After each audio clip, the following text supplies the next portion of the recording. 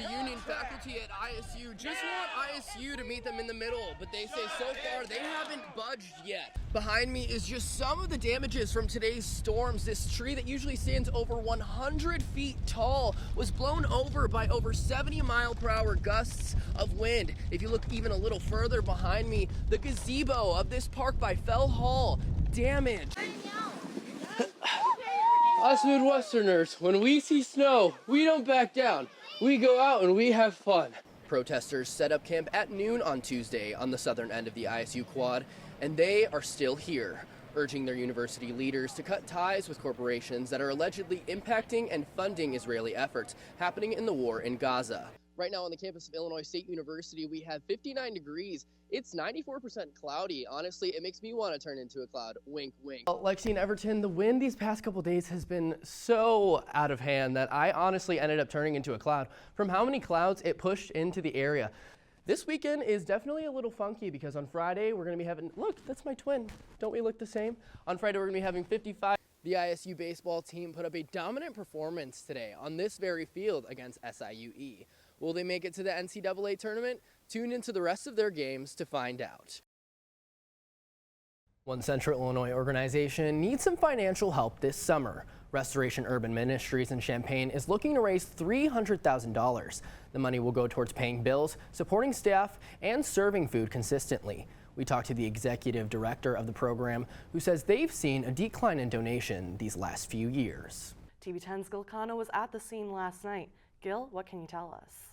Justin and Miriam, it started when community members called 911 about an armed subject. The Bloomington Police Department says when they arrived at the scene, they shot at the suspect. Life-saving measures were used to try to keep the subject from dying, but they weren't successful. No officers were hurt during the shooting. Homeland Security and Illinois State Police were also at the scene. Under Illinois state law, the state police will be conducting an independent investigation since deadly force was used.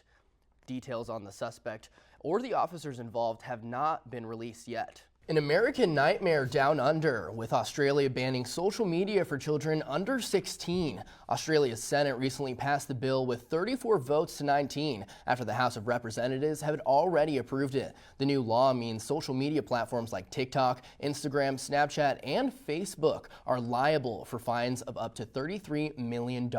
Friends, it's time for taste test. Let's take a sniff test first. That smells like sushi. It smells like the freshest sushi you've ever had in your life. It's going to take me a second to get it on the chopsticks. Maybe she so doesn't know how to use chopsticks, all right? Maybe I was lying. Ready? Cheers.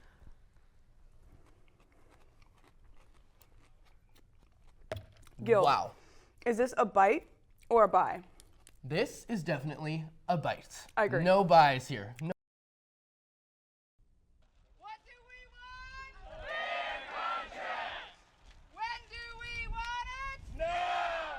The union faculty at ISU just want ISU to meet them in the middle, but they say so far they haven't budged yet. So they're turning up the heat to make their voices heard. What you're seeing behind you is a demonstration that we have reached a point where the administration is choosing antagonism and conflict over peace and productivity. These pamphlets put outside of faculty offices were also handed out at the rally. Bleimer says a strike isn't out of the question. Is right now, we are practicing for what is going to happen if we are unable to reach a fair contract in a timely manner. Signs at the rally showed frustration over unfair contract terms, questioning how anyone could live off of the wages ISU pays them. But they're not just rallying for more pay, they're looking for mental health resources, not just for them, but for students too. As students walked by, some stuck around to support the faculty responsible for their education. Because I think it's very important that teachers here are earning a livable wage because things are getting more expensive. I think it's just like insane that they don't pay them enough. I reached out to the university for comment. They gave us a quote from the contract negotiation status website that says they're committed to reaching an agreement that is best for everyone as quickly as possible. In 1 month, if you're filling your fridge at a big box grocery store and make it to checkout, you might hear this. And today your total is going to come out to... And not like the number you hear after. One locally owned and locally sourced grocery store says they're not worried about tariffs. Tariffs haven't really been an effect for us. We are lucky in that we have a fairly robust infrastructure that can pull from our local that isn't affected by tariffs. Now, BBC reported that the U.S. imported over $9 billion worth of fresh fruits from Mexico last year, $3 billion of that being avocados alone. Now, if you shop at big box grocery stores, you might feel that price raise if tariffs go into effect next month, but not if you shop local. But not everyone thinks tariffs are a bad thing. President Donald Trump remembers a time tariffs fixed problems for him with Colombia, and quickly. And his supporters agree. In 1 hour, everything was settled. You know why? Tariffs. Tariffs. Without tariffs, they wouldn't have been the same way. They would not have treated me the way they treated me, which was extremely nicely. I would say it was a good business move. He knew what he wanted to do originally, and he kind of threw out the idea of tariffs to kind of frighten both countries a little bit, but ultimately sent Border Patrol agents both sides, which is what he originally wanted. As the snow began to roll in,